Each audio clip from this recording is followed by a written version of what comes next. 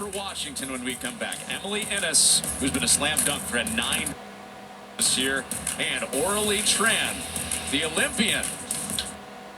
But check out earlier today, our second quad meet of the weekend. The 2025 Big Ten regular season champions official. UCLA went undefeated in the regular season in Big Ten meets. They go from 21 Pac-12 titles and making the switch this year, not skipping a beat at all. That included a big comeback in February where they were down 7/10 into the final rotation against Michigan State. That ends up being the difference in their championship. Insane. That comeback was maybe not the greatest of all time, but it was huge for sure. It's up there. Well, Michigan State, they went on that spree of stick after stick. They finished with a 49-4-7-5 on bars, one of their best events. They're top 10 in the country there. Washington on beam finished with Russins 9-9. And that was good because having that ball in the very first spot and them hitting was exactly what they needed to do to, stay in this meet. Alyssa Kramer in her first time in that anchor spot with no McGilligot was 9-8-7-5. Great finish there. You can look at the all-around scores into this final rotation. Gabby Stephen has the lead for Michigan State. Her team has a 1.175 point lead in this meet overall. All right, Janae, into rotation 4. Let's close this weekend strong. What are you looking at? I'm definitely looking at, I think everybody, right? Because Vol, Coach Sarah was mentioning that it's going to be interesting how their legs hold up ending on vault because, usually you don't. So, yeah. So that's something I'm definitely looking for. And then I'm just excited to see all the teams finish strong since they wanted to hit on all 4 cylinders today. Starts with the freshman, Ellie Monahan for Penn State. She's a very unique vault. She does a Souk full. It's 995 start value. Ilka Juck on the right for Iowa. Did her best work in the month of February with a couple of 9.8s. Just another look at that Souk full. Ilka sticking that dismount. So much gymnastics happening right now. It is fun in this format, isn't it? It is. Our eyes are bouncing, the viewers' eyes are bouncing. Absolutely, yeah. I do like this new format though, because it's not too much with the 4 screens. This is the way the NCAA championships are formatted. Bars beam rotating, vault floor rotating. So we get to pack a bunch of gymnastics into a 2-hour window. It's entertaining for you. Fun format for the gymnasts. And great preparation in this meet for what's to come with regionals in about a month. Absolutely. Caitlin McWilliams starting off with Washington. She's such great energy and performance quality. That's why she's in the leadoff spot. Beautiful Rudy into that layout step out to start off. She's been extremely steady. McWilliams, 6 straight routines at 9.8 or better. Absolutely. Anna Khalifi for Michigan State had a stunning routine last week with the Spartans on beam. Absolutely stunning. She was a little off center on that triple series. Flick, flick, lay. But the reason she's in this leadoff spot is because she really sets the tone. She's a beautiful beam worker. Has a great switch sleep tuck full. All she has left is her dismount.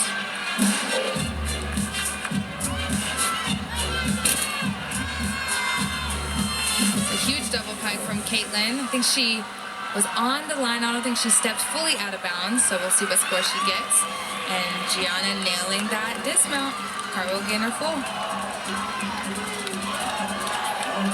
Not an overly complicated routine for Khalifi, but one she's usually pretty precise with. Yeah, absolutely. Sometimes you don't want to jam-pack it with too much stuff and just have exactly what you need with the skills that you know you can hit day in and day out. Alina Virova for Penn State. On the left, on bars, Kaya Vanni, bar specialist. Beautiful ball from Alina. It was a for a handspring pike. It doesn't start with from a 10 because she doesn't have that half twist at the end, so that is a 995 start value, but gets way up in the air, and she's ready for that landing, just has that slight scooch forward. A beautiful double A from Kaya. That was a great routine.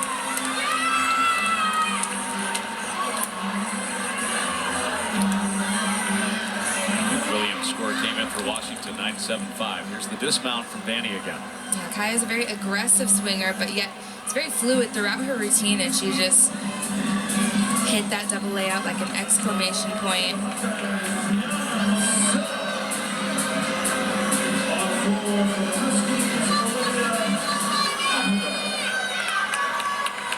Emma Meisenheimer in this second spot for Michigan State. It's been the one part that's been fluid in their lineup.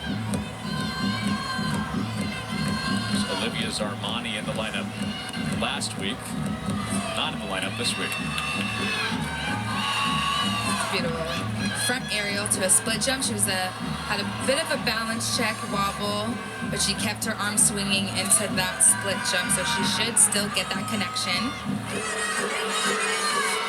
Going into her series flick lay. Again, a little wobble right there too.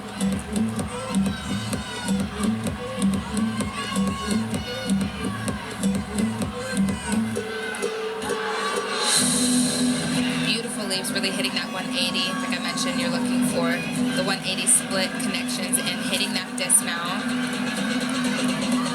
Emma's very clean and solid on this event. Little balance checks throughout, but let's see what she does with this dismount. Holds on to it. See the arms circling. Yeah. Trying to hang on at the end. Gotta hang on to that 10, not give it away. Saved it.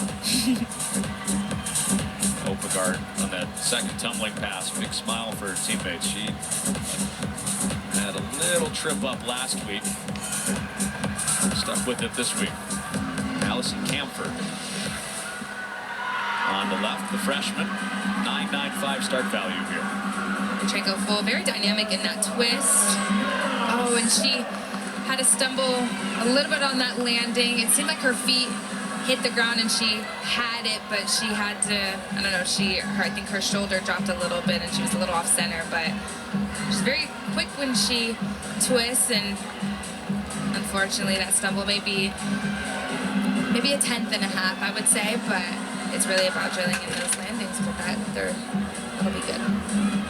Camphor can do a Yurchenko 1.5, which would be a 10-0 start value, but because of the injuries for Penn State, they don't want to risk it right now. Yeah, this is not the time, but at least they know they have that in the bank for sure. Masella up on bars for Iowa, back-to-back 9.7s with the potential for much higher. She's gone 9.875 this year. She has a huge straddle Jaeger just way above the bar. I love watching her on that event, and she just nailed it with that double layout as well.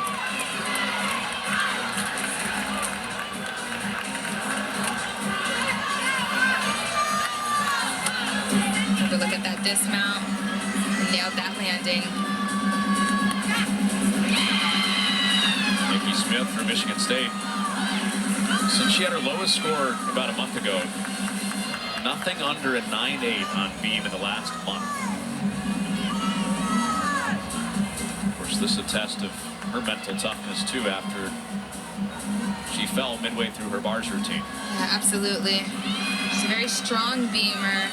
She gets a lot of height on all of her skills, not just her series, but on her leaps and jumps. But she's really known for her dismount. She does a very difficult dismount and nails it. I think Coach Mike says, 9 times out of 10. She's very consistent with this. It's very difficult. She's going to do a round off double back.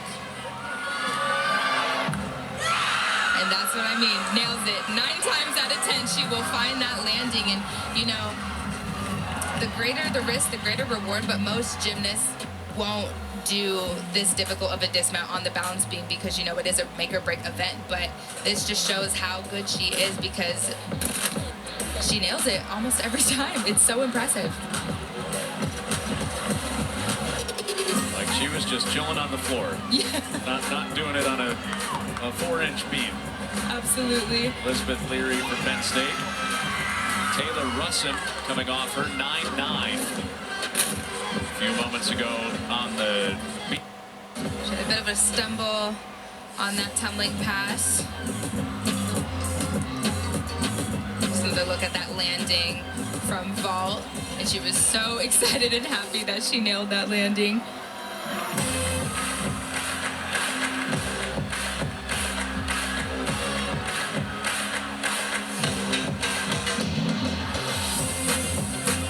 Russin has touched a 9.8 a couple times this year, twice. She's hit the 9.8.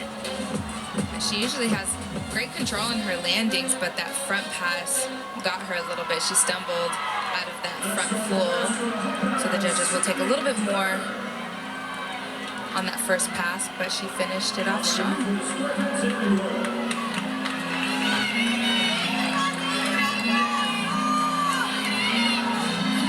Amy Doyle debuted on beam last week, dipping into her third event here. Next year, she'll be an all-arounder. Now the return of Sydney Turner to the Iowa lineup. She's been out since their quad meet in St. Louis 2 weeks ago.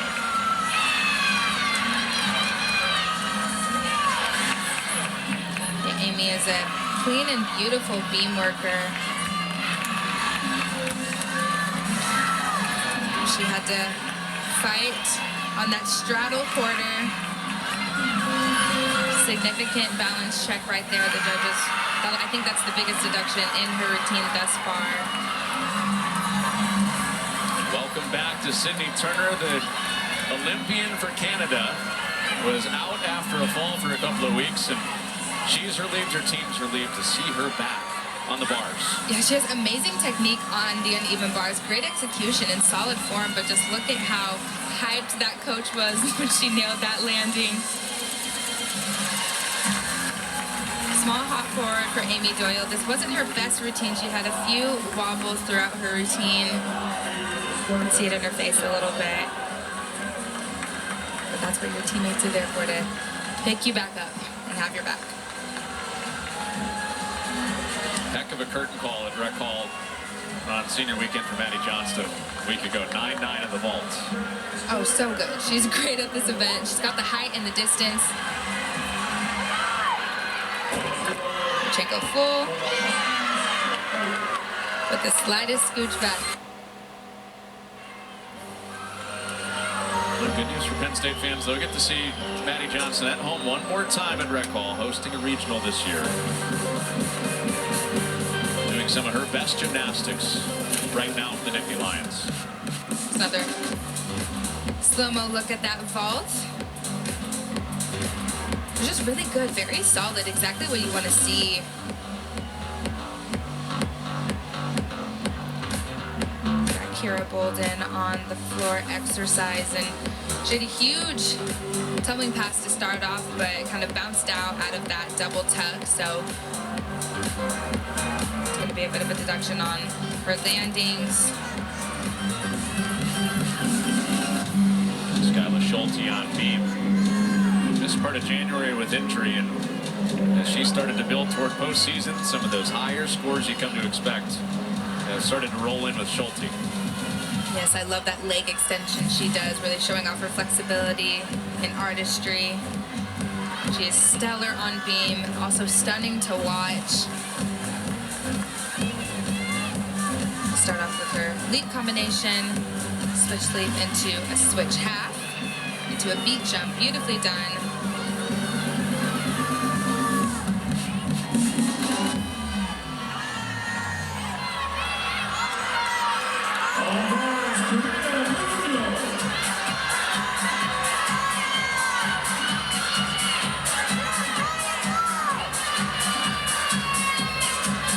Series, flick lay, right on the money.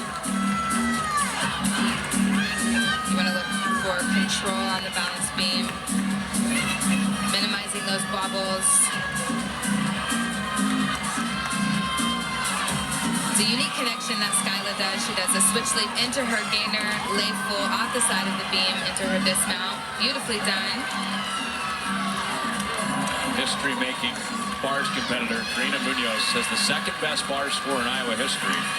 Owns a 9.95. Yeah, she has a very intricate routine. Beautiful form, and I love this. She doesn't do any giants before her dismount. She does a cross handstand directly into that double layout. It's very rare. You usually like to see gymnasts, ramp up the momentum. You'll see them do a couple giants or even at least one giant, but she just goes right into that double layout and just the slightest scooch back.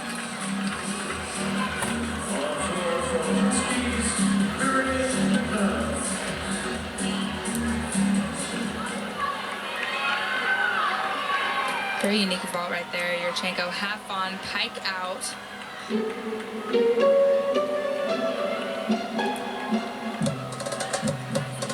McDonough, the best for Washington on the floor. She's the 4th best in the Big Ten on the floor exercise.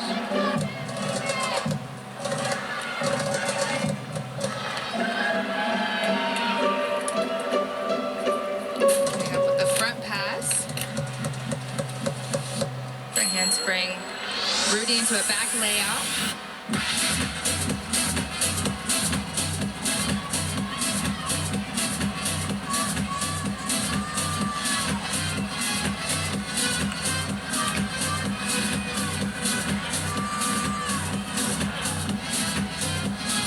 Steven on beam, and what I love about this routine is she does a unique and difficult first skill.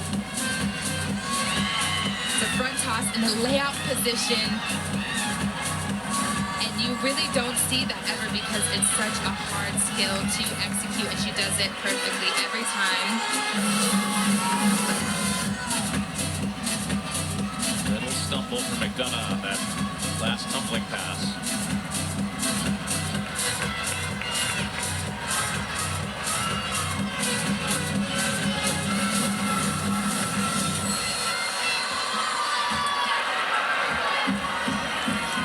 Unfortunately, she came off. She was off center on that series. Dropped a counter fall, which does affect that all-around standing for her. First it was Nikki, and then Gabby moved up to that first spot, and now we'll see who has a chance. Tran, season high of 9.9 in the bars for Iowa.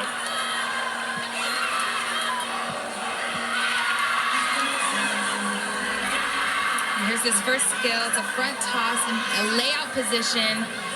You usually see gymnasts do it in a tough position, but she keeps her body straight throughout, and I just can't emphasize how difficult that skill is. And here's a look at her dismount, round off double full. She nailed the dismount, but unfortunately had to come off the beam. So definitely not Michigan's best performance overall, but I think this is what they were talking about, like they haven't really hit their potential, because we see their potential, and I think everybody can see that, but it's just, really hitting all 4 events and being consistent. And on postseason, you know that Nikki Smith is going to hit a bars routine. Right. Didn't hit today. Gabby Stevens going to hit a beam routine. They'll be fine. Exactly. Yeah. No, I definitely don't have any worries. And it happens. I think it also shows that you're human. You can't expect these gymnasts to be perfect every day, all the time. But it definitely, and that's one thing I love about the sport, you have to hit when it counts, so Big Ten championships is still coming up, regionals and nationals, so they still have time for redemption. Michigan State won last year and have a pretty good shot at getting to that top 8 as the number 17 in the country coming into this meet. Emily Innes closes it out for Washington on the floor.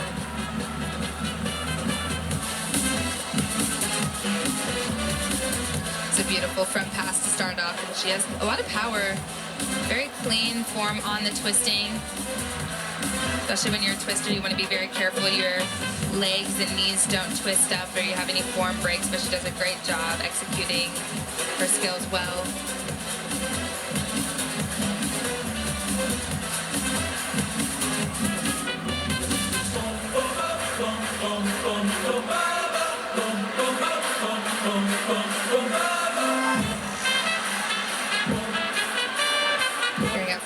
cross pass, combination, 1.5 front lay, beautifully done.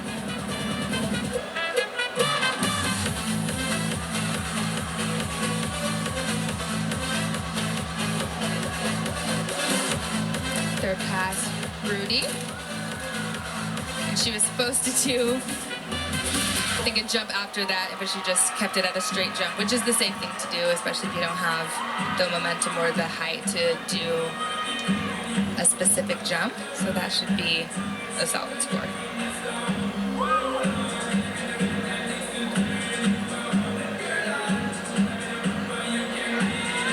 And the Spartans on their way to a meet win. They'll be 6-1 in the Big Ten.